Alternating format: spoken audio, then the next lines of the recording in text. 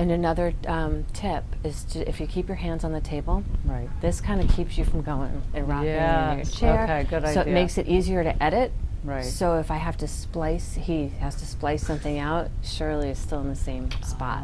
Okay, I will not move my hands. It helps. All right. Okay, got my purple bracelets. Okay, I'm good. Yeah. Okay.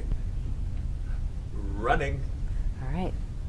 So today we are here with Shirley Kessel, Executive Director from Miles for Migraine. Welcome, Shirley. Thank you. So tell me a little bit about yourself. Well, I've been in this role of Executive Director for just over a year, and I was a volunteer for Miles for Migraine before that. And I'm so excited. I'm from Philadelphia. We put on a race there, and now we're moving on to other cities. And how did you get involved in migraine? Well, I have 3 daughters, and my youngest daughter, Sydney, was diagnosed at age 16.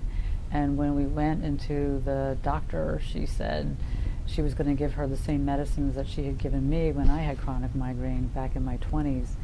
And my daughter was so shocked. She said, "Mom, we have to do something about this. So we have to do a race. We have to do something." So we found Miles for Migraine online, and they have one race in San Francisco, and we brought it to Philadelphia. That's great. And how long ago was that? That was in 2013, and we had 40 people the first year.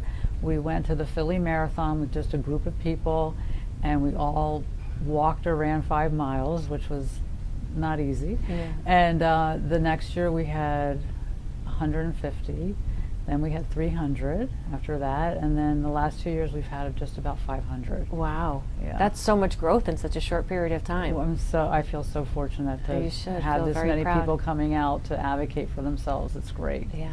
How many races do you have for this year? Well, in 2017 we had 5, and this year we plan on having 12.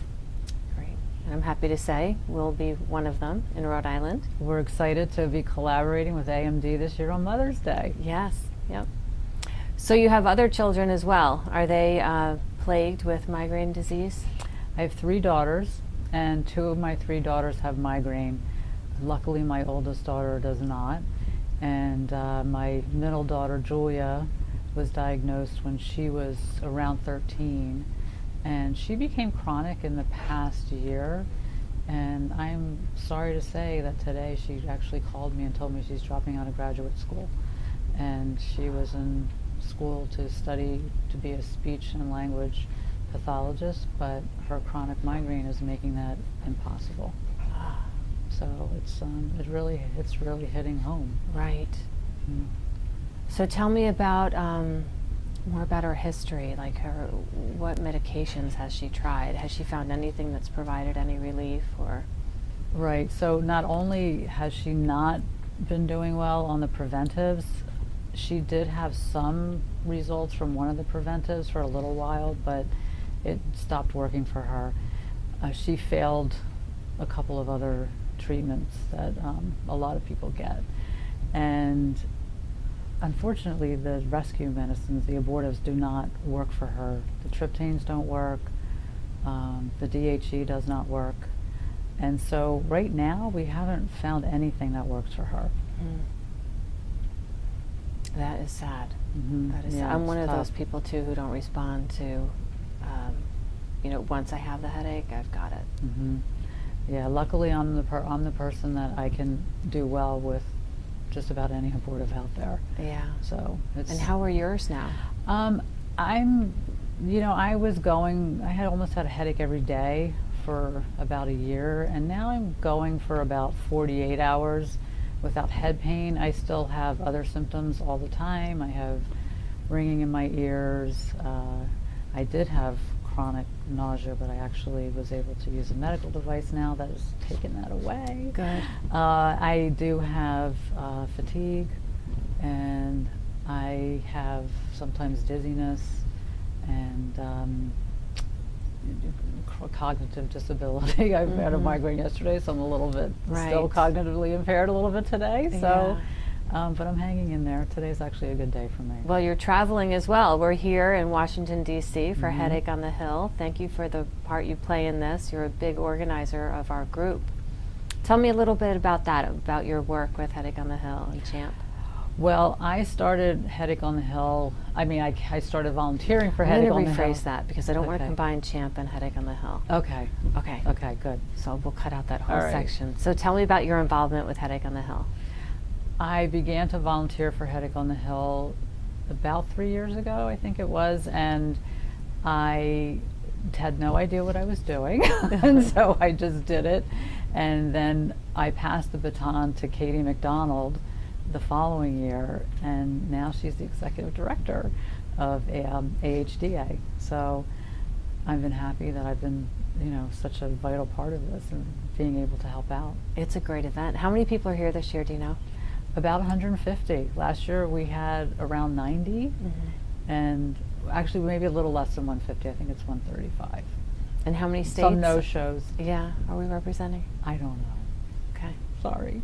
That's okay. I think it might be 40, but I'm not Yeah. positive. So Okay. there's a good amount of us. So now is the time that I'm going to check some of my questions. Okay. I'm going to ask you your hair on your left side. All right. How's that? He usually I'll put doesn't it back. give fashion advice. Does it matter that it's Well, changing? Uh, No one's going to notice my hair. The answer is no. In fact, just doing something here also on that. So are you comfortable One second, talking hold about? on. Yes, okay, so. Are you comfortable talking about CGRP at all? Are you hopeful for that? Do you know enough about it? Yeah, I to can comment talk on about my daughter was in a trial. it? Okay. Just want to do one more I'll thing ask you about that. before- Yeah, I mean, I don't want to talk about it medically, but that's not Nope. what I'm here for. No, you're a Yeah, patient. You know, your daughters absolutely. are patients. Yeah. So I'm interested in it. You know. Have you tried Botox? Have your daughters tried Botox? Yep. And They both does failed help? it. I didn't Yeah. know if I could say Botox. I didn't want to say failed Botox because, like, I don't We know. can. We I can didn't- say anything we want. One second, hold on, just let me. And we can edit it out. And too, I can talk if- about Botox for myself. It works for me. Me too. I'm on amitriptyline and Botox, and it's that combination Oh, that's is great. my. How often do you have an attack? So they're not the typical migraines that when I was younger, when I was pregnant, when I was like 10, I started getting them. And then they stopped after I was got through my teens, and then when I was in my 20s and pregnant, they came back with a vengeance. See, like the mine whole went thing, the away. aura. That's Most so people do. Okay, interesting. folks, here's what we're going Okay. to do. We're going to start again because I had things in the way and everything was just a little too strange. What do you mean, start the whole thing? If that's okay, well, yeah. First of all, I think usually when we do that, everything gets more compact. Okay. There's less editing, and And you so know I'll what's say coming. less ums. So- Hopefully. Right. But I say a lot. Trying no, not as to. much as You know what a some good other trick people. is? Go. When you want To to stop. say hesitate I just know, a second. pause. And Oh. to you it sounds like it's forever, But it's not. but to someone No. else it's not Okay, uncomfortable. thank you. I'll try that. We work with someone who's a big ummer. Okay. Yeah. Rick, that would be Rick. Okay, All right. we are now. Wait, we're now running. Just roll. Okay. All right, so today we're here with Shirley Kessel from Miles from Migraine. Welcome, Shirley. Thank you. Tell me a little bit about yourself. Well, right now I'm the executive director of Miles for Migraine, and we put on walks and runs and education days around the country, and we also have a youth program for kids who are impacted by migraine and other headache disorders. Great. And how long have you been doing that? I've been in this role since last January as a actual employee. Before that I was a volunteer. And how did you become involved or interested in migraine and Miles for Migraine? My daughter Sydney was diagnosed with chronic migraine when she was 16, and she said to me, "Mom, we've got to do something about this. I can't believe how sick I am and no one's doing anything. There's these medicines they're giving me are so old, they're the same ones they gave you back in your 20s. And so we found Miles for Migraine online, and we brought the race to Philadelphia back in 2013. And since then we've had it grow every year. So tell me some numbers. What was it originally and what do you have it up to now? So originally we had 40 people that we actually piggybacked onto the Philly Marathon. We just made a team. We all went down there. We did the race. We were so excited. And people said, "You have to do this next year." And so I said, okay. And we went up to 150. And we had our own Miles for Migraine race. It was not on the back of another race. Right. And then the following year we had 300. And the past 2 years we've had just about 500. That's So something to we've be really proud grown. of. Yeah, it's That's great. great. Good. And how's your daughter doing? Sydney is doing much better. She did have to leave high school in her sophomore year. She was homeschooled. She then eventually had to stop homeschooling because she was not going to be able to graduate. So she ended up taking classes at a local university, and she was able to go part-time and finish high school that way. She did not go to her graduation. All of her friends walked in graduation. She actually went and sat in the audience, and I was so amazed that she was able to do that. I couldn't even go. And so she went to college a year late, but a good story is that she's doing much better. She still has migraine. She's coping with it. She takes a much reduced course load, which really helps her to be able to stay on focus and, miss a day here and there. So, and she's here at GW. Oh, she is? Yeah, Good, she's- good for yes. her. That's great. So you understand you have 2 other daughters as well. I have 2 other daughters. Sydney's the youngest. My middle daughter, Julia, also has chronic migraine. Her story is not quite the happy ending. Just today, she called me and told me she's leaving grad school, and she was studying to be speech and language pathologist and decided she could no longer do it because her migraine is that debilitating. And so this is the first day that I'm knowing this news, and I'm not really sure what is coming next. I'm So we'll sorry. see. And my oldest daughter, Jeriel, is blessed with no migraine. Oh. Yes, so. So there are new potential remedies. I don't know if that's the right word. Treatments? There are new potential treatments coming up this year and the next year. CGRP antibodies. What do you know about that? What are your thoughts on that?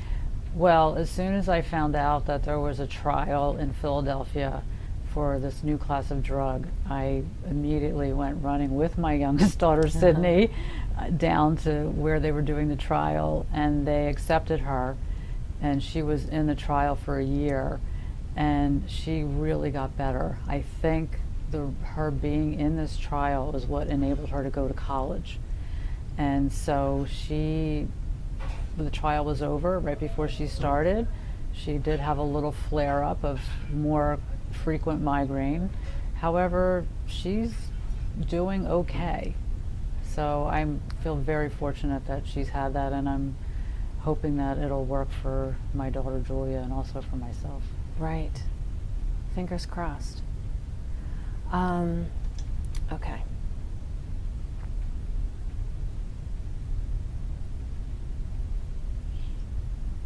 You wanted to talk about her executive positions in the 2 organizations. You want to talk about the coalition at all? Coalition, but didn't we talk about that already? Oh, I mean, okay. You have to do it again. We With talked Headache about- on the Hill, you mean? Yeah. Or the coalition. I don't know. Did you talk about Champ? Champ at all? With No, but anyone? so now I think we talked about Headache on the Hill initially, but not again. So we should Yes, probably. let's do that. Let's do an order. Oh, fine. HOH Okay, we'll talk Okay. about HOH. Okay. All right. Yeah. All right, so we're in Washington, D.C. right now for Headache on the Hill, and I know you've done this in the past, and you're a big volunteer for this too. I know you really help coordinate it. Tell me a little bit about your involvement in Headache on the Hill. So I fell into the position of being the volunteer lead a couple of years ago, and I really didn't know what I was doing, but I did it anyway.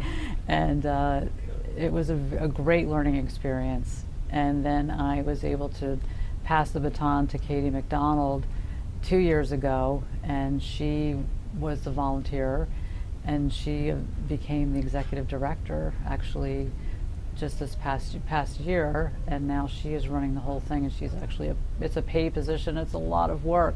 We had, the year that I went, I think there was maybe 70 or less than that. This last year we were about 90, I believe, and this year now we're well over 100. The number was projected to be 150. I think some people haven't shown up, so it's a little less than that. That's great. And you're also involved in CHAMP. So CHAMP is the Coalition for Headache and Migraine Patients, and it actually happened very organically.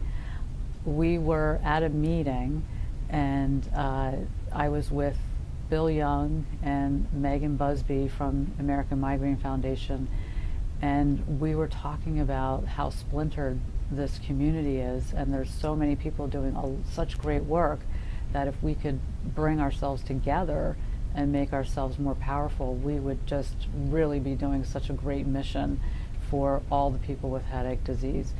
And so that's exactly what we did. We founded this coalition, and it was so fast. It was like lightning. We talked about it, and the next day I knew I was out there knocking on doors, getting funding, and we got it funded, and we've had 2 very successful meetings. We have a wonderful director, and I think this is really going to change the landscape for people with migraine and headache. Great. Well, thank you for your involvement in that as well. All right. So what's a day in the life like for Shirley Kessel? I'm going to be perfectly honest with you. Please. A day in the life could be me waking up and going right to my computer at 7 a.m. and not leaving until 4. And that also means sometimes I'm still in my pajamas at 4 p.m. depending on my day. I work from home for a few reasons. First of all, the work I do and all the planning that we do and preparation, we can do it from any place. And so I'm typically sending emails, having phone meetings, and planning our races, working with all kinds of people, and raising money. And then that could be a very typical day. Other days I'm, driving someplace and working with a company that's helping us with our website or our social media. And then I might be traveling to another state for headache meetings, the American Headache Society, AAN. And then this year I'll be traveling to 12 cities because we'll be having 12 walk runs and 2 education days. Wow. So I won't be in my pajamas for that. Right. So you're doing all this while you're trying to manage your migraines. Yeah, so I feel very fortunate that I can work from home. So this year's going to be challenging. I don't know what it's going to be like going to 12 different events. I was only at 5 last year, so we're going from 5 to 12. So it's a really big jump. I don't know what's going to happen. I'm going to do the best I can. It is such great work. Such great work. Thank you. Yeah. How can people become involved? Please go to our website, sign up for our newsletter, milesformigraine.org. So you can know when we're coming near you, to your town. And if we're not coming to your city, please consider doing a virtual walk, run. It could be anything. It could be, a basketball game. It could be ping pong. It could be watching a movie. We don't care. Just do something and put it out there on social media that you're advocating for your disease and you're trying to make a difference. And on your website, you have directions on how to, or a process, how to reach out to you and contact someone to start working together? We have information on how to do your own virtual event, and our email addresses are there. You can always email us. You can call me. My phone number's there. Just, I'm on East Coast time, so take that into consideration. Great. Yeah. All right, so is there anything else that you want to talk about? Is there anything that we haven't touched on?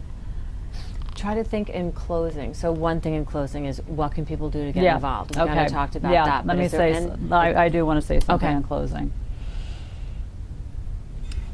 So I would, in closing, like to say that diseases that have been stigmatized, such as HIV, breast cancer, the only way that these diseases ever had a change in perception was by patients and their caregivers and families going out and advocating. And this is what really needs to happen. Your doctor can't do it for you. No one else can do it for you. You have to go out, and I know what it's like to have a really bad day and not feel well, to come and show up at a live patient participatory event. That is a really key word, because it's only when people come out in a live forum that the public is going to have the perception change that migraine is more than just a headache. and come to one of our events. If you can't come, send your family members or just come and watch. You don't have to pay. Bring a chair, sit down, and just be present. Great. That's great advice. Fabulous. Okay. I think we're done. Yay! Yay!